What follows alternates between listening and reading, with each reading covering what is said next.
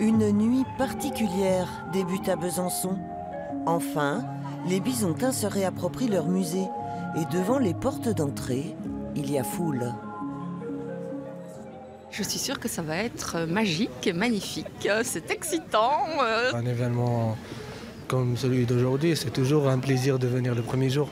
Effectivement, il y a le Bronzino, il y a je crois que le Courbet aussi qui est attendu. Il y a toutes aussi les œuvres pas connues qui sont aussi intéressantes. Toute la partie archéologique est sympa aussi. Donc on a hâte de voir, voilà. En moins de 2 heures, déjà plus de 1200 visiteurs au compteur qui, à l'intérieur, découvrent, scrutent, ouvrent grand les yeux.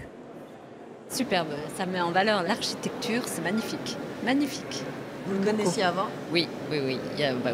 On a oublié un petit peu depuis 4 ans, mais oui, non, c'est beaucoup plus lumineux, ça donne envie de venir plus souvent. Franchement, c'est super. En tant que première année de licence d'histoire de l'art, c'est vraiment incroyable de pouvoir avoir ça sous la main. Un enthousiasme que l'on retrouve à tous les étages, dans toutes les salles, devant toutes les collections.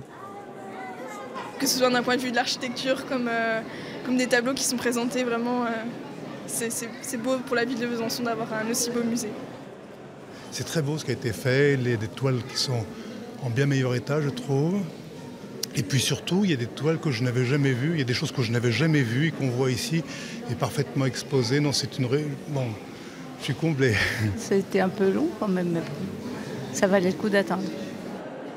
Hier soir, promis, on a cherché, mais on n'a pas trouvé de mécontents.